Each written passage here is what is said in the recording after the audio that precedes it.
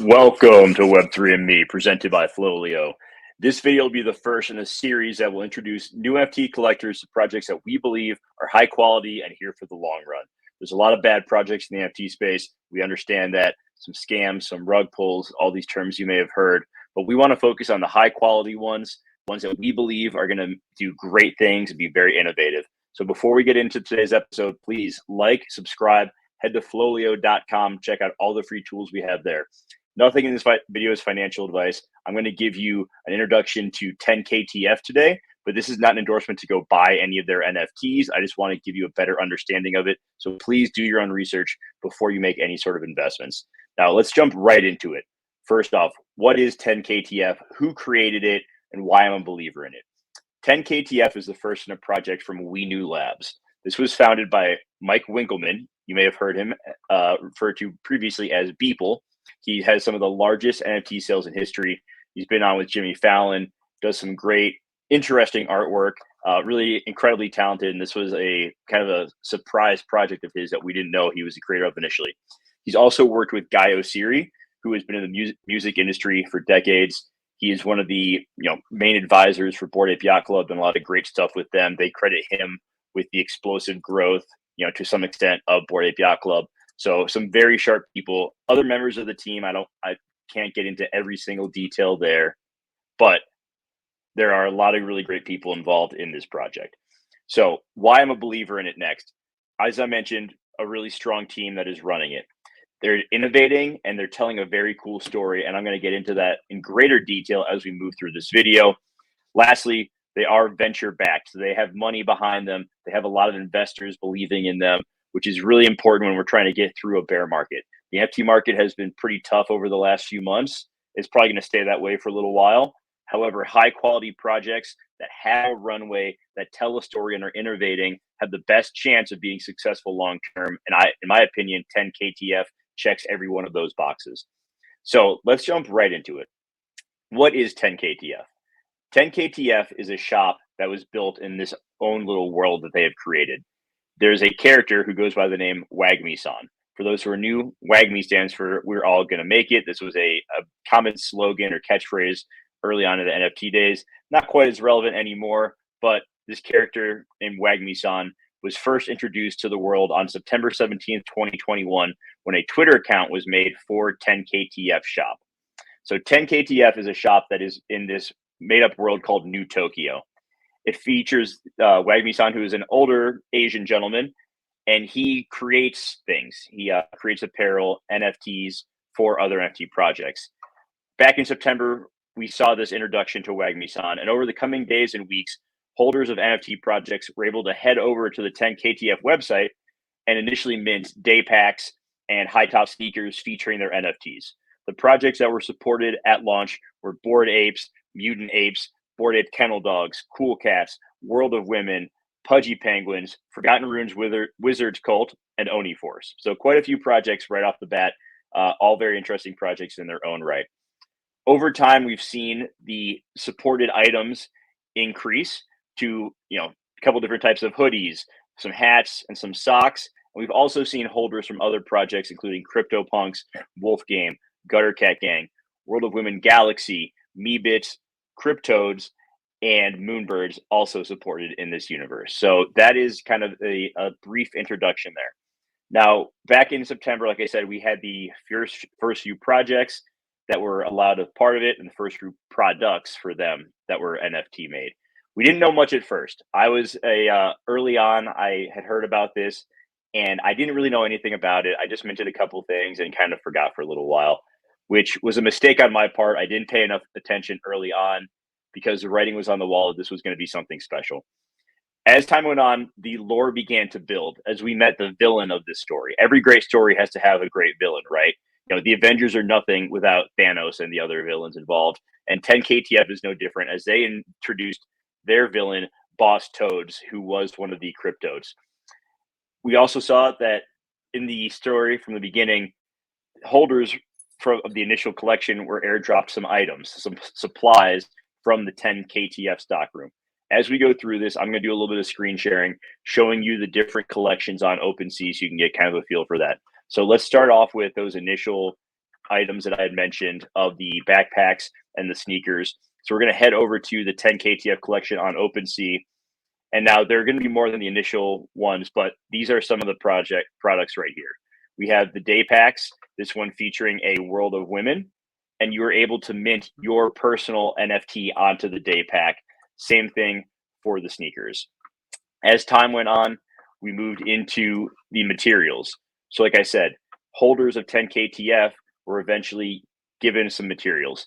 Now, I'm going to take a second and say that I know that starting off, this may sound fairly ridiculous because to most people it is, and that's why I didn't pay as much attention at first. Is I was like, this is ridiculous. I don't know where this is going, but just bear with me. Like things do get very cool in this universe that the We New Labs team has created.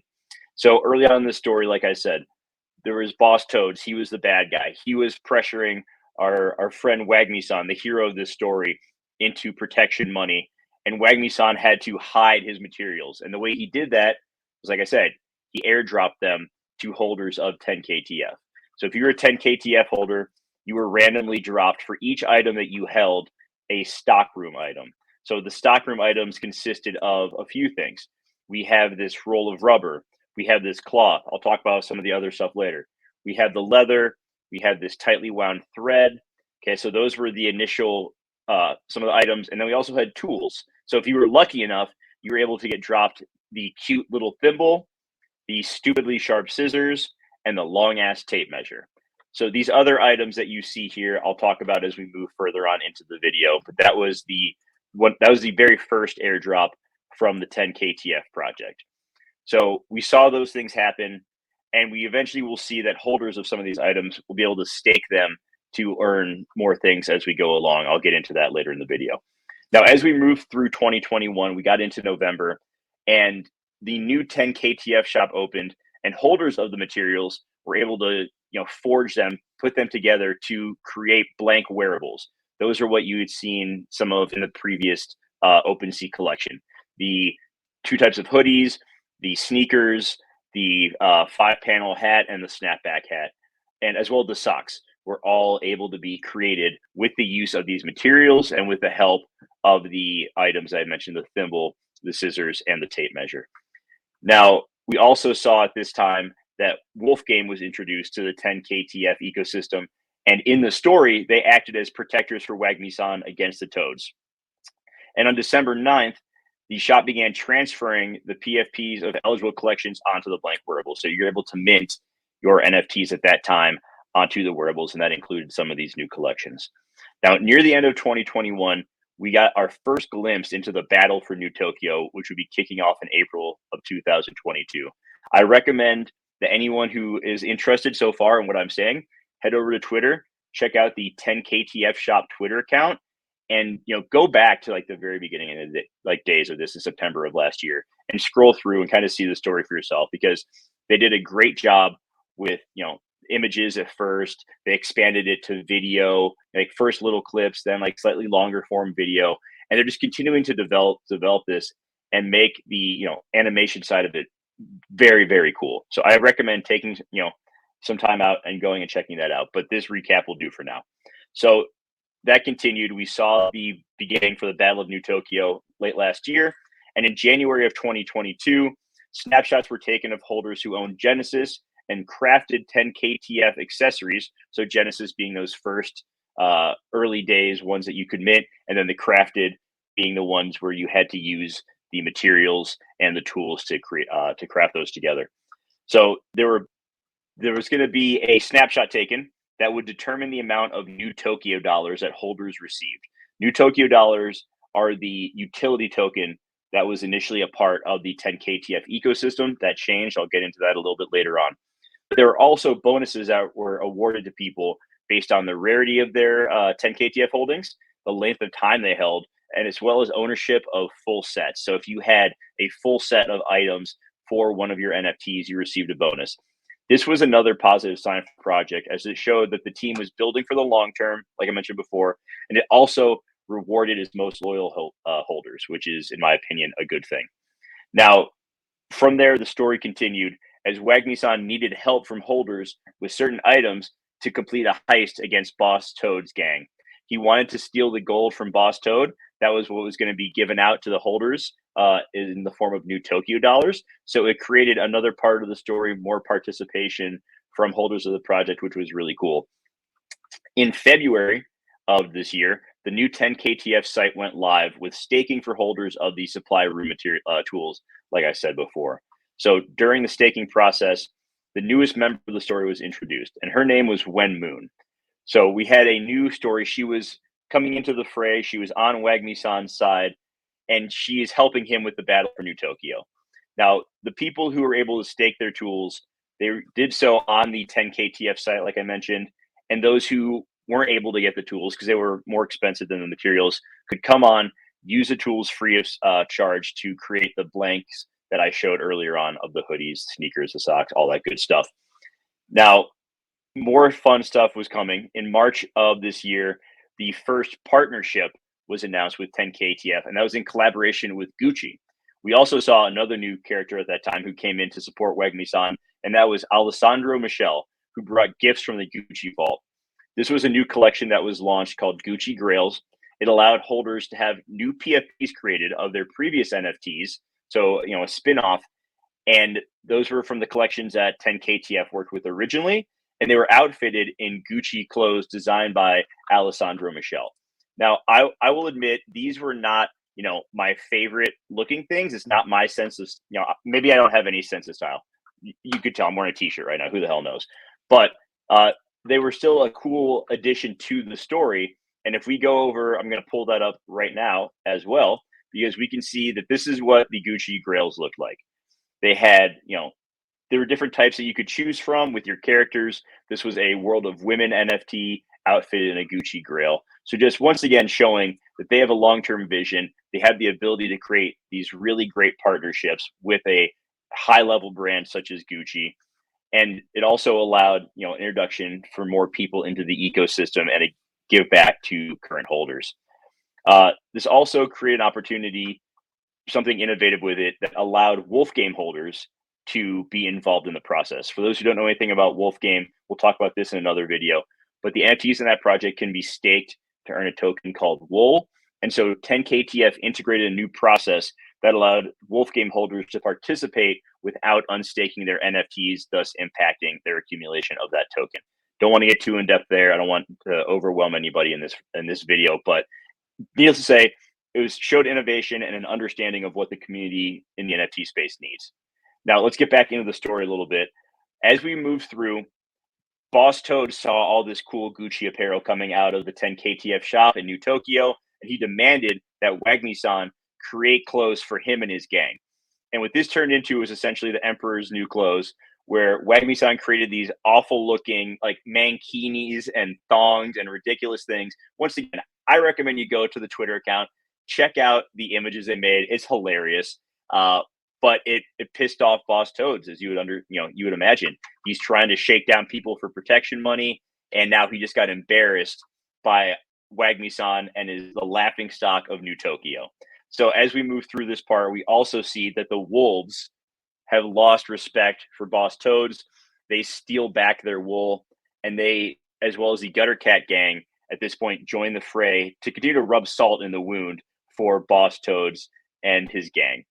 Now, at this time, we also find out that the Moonbirds have just launched, and they're part of the 10KTF ecosystem now. They can be minted onto apparel. So continuing to add in other high-quality NFT projects to the 10KTF ecosystem. Now, at this point, Boss Toads and his gang, they want revenge. So they begin a battle, and they, at this point, are fighting the wolves who had stolen the wool, as well as the Gutter Cat gang, who had spray-painted murals mocking Boss Toad's gang. This was another cool, step up in the storytelling process, in that we saw on Twitter, where, like I said, go check out the Twitter page. Everything unfolds there. A 16-part, tweet series that had little, 8 to 12-second clips showing this battle that was going on. It was animated. It was really cool, and it led to a point in the story where, now, I will say that if you don't want to hear the rest of the story, now's a good time to maybe stop watching this video. Thank you for watching if you have, because I am going to spoil a few things, and I don't want anyone to get upset if they are enjoying the story so far, because I think it's pretty cool. But at this point, spoiler alert, I'm going to give you 5, 4, 3, 2, 1. Okay, so we find out that the 10 KTF shop has been burned to the ground by Boss Toad's gang. I know, that's terrible. What an asshole. So as we move through the story, we get into the month of May this year. Wagmi-san has enlisted the help of the people of New Tokyo. He's rebuilt his shop. He's relaunching the website. And now we have Battletown, which is going to be another part of the interactive story of New Tokyo. Holders were able to begin taking part in missions on the Battletown site and were rewarded for doing so. We also find out in more of the story that when Moon decides to take one of the captured toads, who's basically put on trial, and escapes with him, this upsets Wagmi-san. We don't know what's going on. Don't worry, we'll find out more later. So we continue to see higher quality animation and a better level of storytelling. So once again, all positive signs that, for me, someone who wasn't paying close enough attention, definitely was kicking himself at this point. On June 23rd, 10 KTF took things to a whole new level. And this, I definitely think you need to go to Twitter and watch because it is very cool. They released their longest and highest quality video. It was about 2.5 minutes. And it shows the next step in Boss Toad's plan, which is unleashing a kaiju monster to attack New Tokyo and Wagmi-san and all of his supporters. And at this point, 10 KTF begins Act 2, the kaiju problem. Now, I knew that we had something incredible in our hands at this point. I waited too long, but I showed my wife, who is knows about NFTs, but isn't a huge NFT, as much as me, supporter. I showed her this video and she was blown away by it. She thought it was so cool. She wanted to see, she's like, is there more? Like, what happened to Wagmi-san? So it was at this point that I knew that the 10 KTF project has the potential for like mass adoption and could really grow into something amazing. So if you weren't bought at this point and you saw this stuff, I don't know what it was going to, but I recommend, like I said, head over to their Twitter page, scroll down to the post around June. This was released on June 23rd. You go check it out. So as we moved into the month of July, we received our first glimpse at the mecha that Wagmi-san was creating to fight the kaiju. So the story grows. The missions are going to get more intense. Missions continued in Battletown, and we also saw the first look of Wagmi-san moving through New Tokyo in a video that may be demonstrating like a potential, web browser game, something along those lines, but even more interactive. It was really cool. Also, more rewards for holders. Anyone with a Gucci grill who participated in the Battletown missions was gifted a piece of the Gucci Vault material that showed up in the stockroom collection that I showed earlier in this video. Now, we're getting into the month of August now. We're almost near the end of this video. As we entered August, it's revealed that Wagmi-san has been working on combat gear to fight the kaiju, and that the new Tokyo dollar is no more. It is going to be replaced by ApeCoin. So I mentioned at the top, Gaio Siri, part of this team, involved with Bored Ape Yacht Club, integrating ApeCoin, which is their native token, into the world of 10 KTF, which is pretty cool. And at this point, people who've been accruing new Tokyo dollars, there's a airdrop of roughly $5 million in ApeCoin. So not a small amount of money to holders of 10 KTF and those who've been participating actively in the ecosystem. So another display of them rewarding the long-term holders of this. As we moved further into August, Wagmi-san's combat gear began to, we saw pictures of it, glimpses of it, and then the combat crates were made available.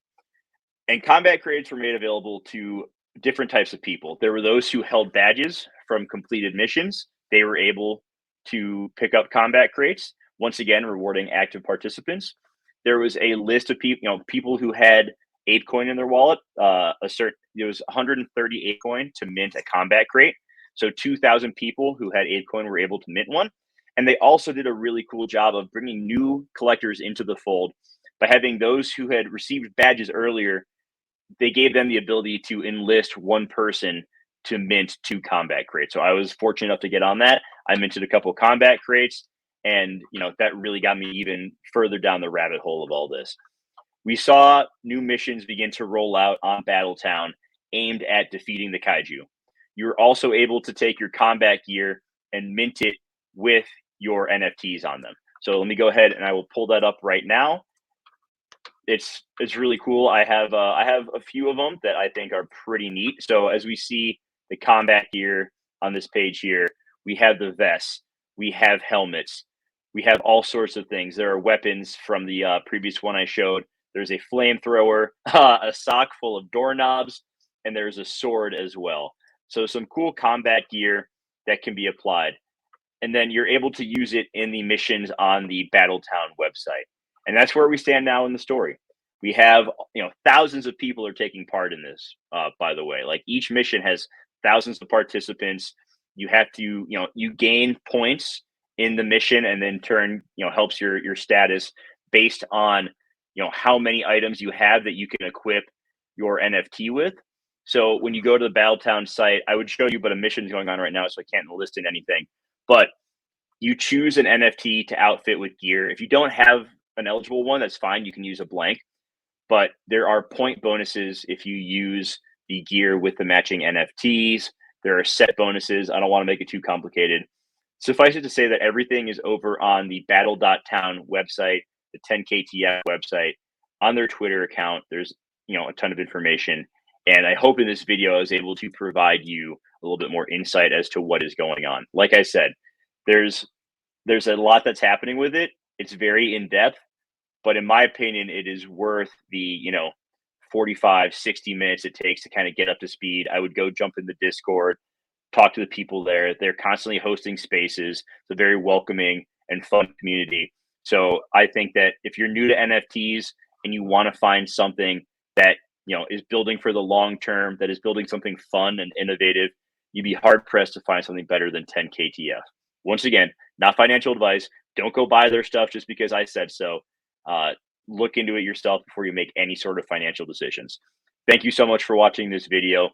If you found it informative, please like the stream. If you didn't find it informative, you can like it anyway. And subscribe to our channel. We're putting out content 5 days a week. Love talking NFTs and the NFT space and what is building here. And please, once again, head over to flolio.com. So thank you for tuning in today. My name is Jeremy. For the rest of the team over at Flolio, we will see you next time.